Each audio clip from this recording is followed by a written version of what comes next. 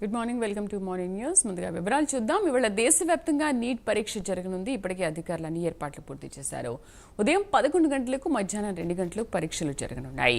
గతేడాది ఉత్తరాది రాష్ట్రాల్లో నీట్ ప్రశ్నాపత్రాలు లీక్ అయిన నేపథ్యంలో కేంద్ర ప్రభుత్వం ఈసారి ప్రభుత్వ కేంద్రాల్లో మాత్రమే పరీక్ష నిర్వహించనుంది. ఎలాంటి అవాంఛనీయ ఘటనలు జరగకుండా పరీక్షా కేంద్రాల వద్ద పోలీసులు భద్రతా ఏర్పాట్లు చేశారు.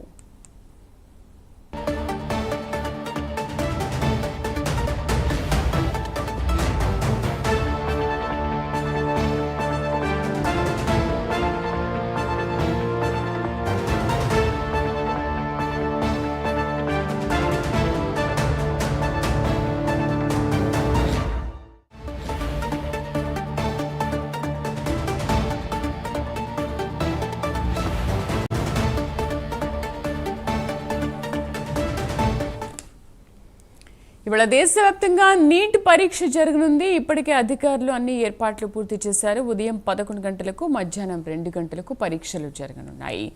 గత ఏడాది ఉత్తరాది రాష్ట్రాల్లో నీట్ ప్రశ్నాపత్రాలు లీక్ అయిన నేపథ్యంలో కేంద్ర ప్రభుత్వం ఈసారి ప్రభుత్వ కేంద్రాల్లో మాత్రమే పరీక్ష నిర్వహించనుంది. మా కరెస్పాండెంట్ చంద్రశేఖర్ పూర్తి సమాచారం అందిస్తారు. చంద్రశేఖర్. Good morning Sridevi.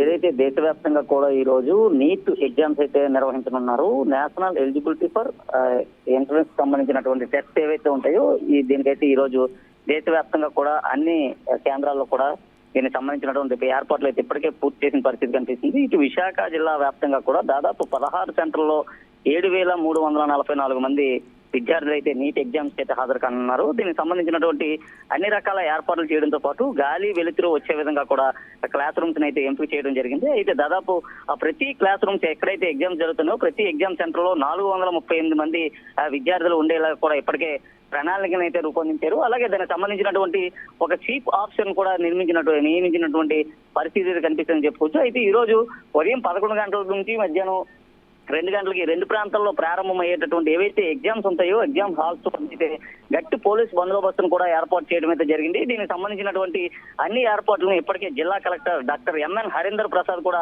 పర్యవేక్షిస్తున్నటువంటి పరిస్థితి కనిపిస్తుంది. అలాగే ఎగ్జామ్ సెంటర్ వద్ద ఏదైతే ఉందో అక్కడ పూర్తిగా పోలీసు బందోబస్తు ఏర్పాటు చేయడంతో పాటు పరీక్ష జరిగేటటువంటి సమయాల్లో 144 సెక్షన్ కూడా అమల్లోకి తీసుకొచ్చినటువంటి పరిస్థితి ఉంది. ఏదైతే 10th తో పాటు ఇంటర్ చేసినటువంటి విద్యార్థులు ఎవరైతే ఉంటారో వాళ్ళందరూ కూడా ఎంబీబీఎస్ తో పాటు ఇతర మెడికల్ కోర్సులోకి వెళ్లేందుకు కూడా ఈ రోజు జరుగుతున్నటువంటి నీట్ ఎగ్జామ్స్ అయితే ఉపయోగపడేటటువంటి అవకాశం ఏదైతే ఉందని చెప్పొచ్చు. అయితే దీంట్లో ఉత్తీర్ణత సాధించినటువంటి విద్యార్థులంతా కూడా ఎంబీబీఎస్ లేదా ఇతర మెడికల్ కోర్సుని తీసుకున్నటువంటి అవకాశం అయితే కల్పిస్తున్నారు. అయితే ఈ రోజు జరిగేటటువంటి ఎగ్జామ్స్ లో దాదాపు 180 ప్రశ్నలకు సంబంధించినటువంటి ప్రశ్న పత్రాలను అయితే ఉన్నారు. 3 గంటల పాటు కొనసాగేటటువంటి ఈ ప్రశ్న పత్రాల్లో 180 క్వశ్చన్ సంబంధించినటువంటి ఆన్సర్స్ అయితే ఫిల్ చేసి ఇవ్వాల్సిన పరిస్థితి ఉంది.